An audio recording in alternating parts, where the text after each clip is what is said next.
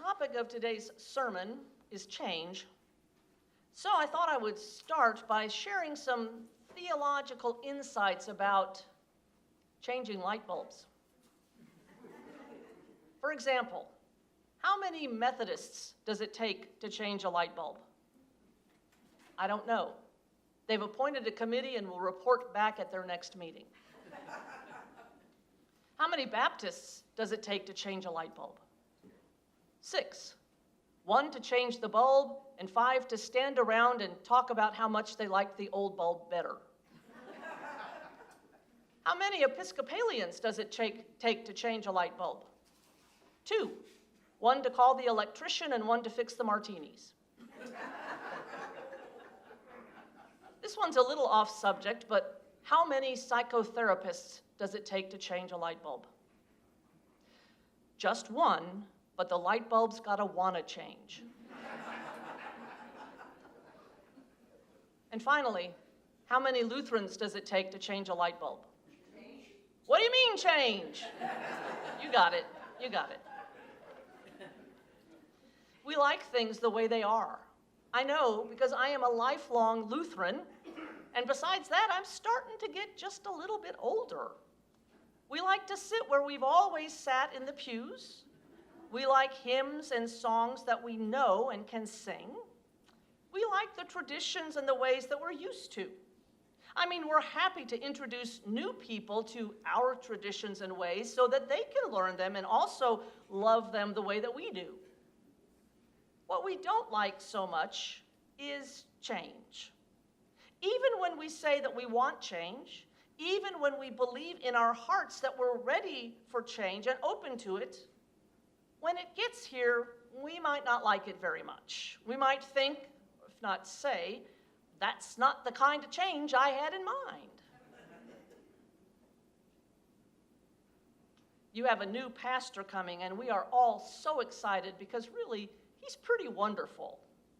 He's been around long enough to have plenty of maturity and experience, but he's young enough to have lots of enthusiasm and new ideas and energy and creativity. He's a musician. He writes his own hymns and songs. We learned one of them at the Synod Assembly and sang it several times last weekend. It's really great. And he's got lots of good ideas on how you can get out and know your neighbors more and engage with the community. I think Pastor Chris Stubing is exactly what you have wanted and what you have been praying for. And when he gets here, there's going to be some changes. Maybe not immediately and probably not abrupt changes because he knows better than that. But eventually and gradually, some things will change. At times it might be a little bit challenging, might be a little bit upsetting in some cases, but overall, I think it's going to be good because those changes will bring rebirth, renewal, and transformation to St. Andrew Lutheran Church. In our gospel reading, enormous changes were coming. The setting was this. The disciples were at supper with Jesus the night before his crucifixion, and he had already told them that he was leaving, that where he was going, they couldn't come. Everything was changing. He was going to die. And even though he would be raised again on the 3rd day, shortly after that, he would ascend to the right hand of the Father, and then they would not see him bodily. They wouldn't be able to confer with him face to face. They wouldn't be able to hear his voice reassure them or give them particular guidance. They would have to push ahead and spread the good news on their own. Big, scary changes lay ahead of them. Jesus saw all of his friends there at table with him and hearing his words of farewell and being rather alarmed at those words. And so he had compassion on them. He didn't want to leave them without support, without guidance, without refuge. So he prayed urgently for God to watch over them, to shield them and provide for them when he was gone. I am not asking on behalf of the world, Jesus said, but on behalf of those whom you gave me, because they are yours. He didn't want them to get lost to the dangers around them or swallowed up by conflicts and arguments that might arise, or torn into factions by hurt feelings and passions and pride. Holy Father, Jesus prayed, protect them in your name, so that they may be one as we are one.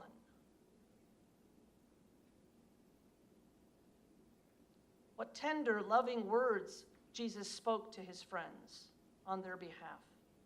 At other times, Jesus did pray for the whole world, but here, when so much was changing, when they needed so much, Jesus prayed not on behalf of the world, but for these specific people.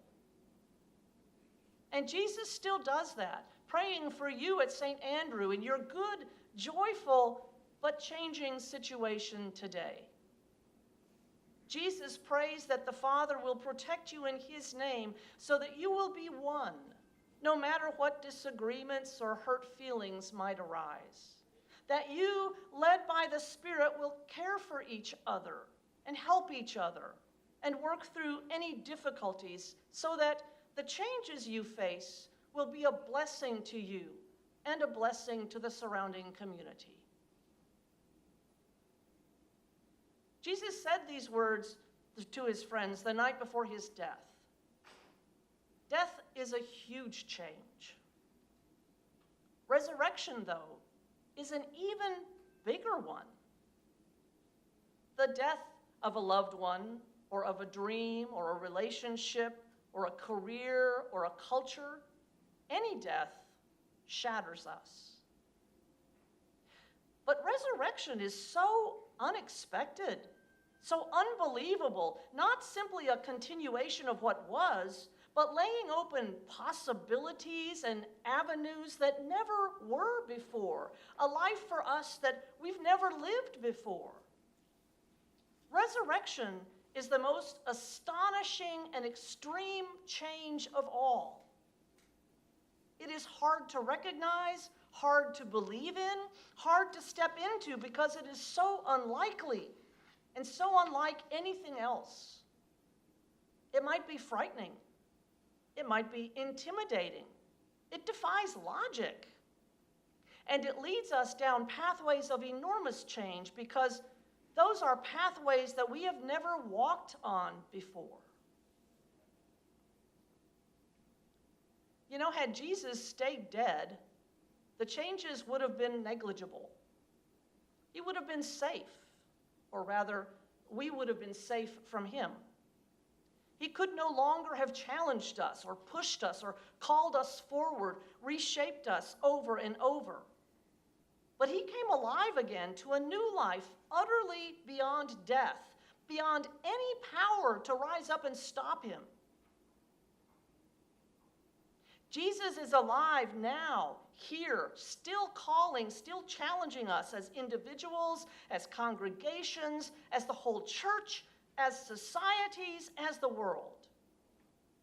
We don't yet know who we will be because Jesus isn't finished with us, isn't finished remaking us, forgiving us and challenging us, healing us and encouraging us, and sending us out into this lost, hurting, and dangerous world as his broken and risen body. That might sound a little scary, but don't be afraid. We don't go there alone or unprotected. We go together under the gracious cover of Jesus' fervent prayer for us. I am not asking on behalf of the world, he prays, but on behalf of these people whom you gave me, for they are yours. Holy Father, protect them in your name, that they may be one as we are one, and that they may have my joy made complete in themselves. Sanctify them with your truth. As you send me into the world, so I send them into the world with hope and courage and love. Amen.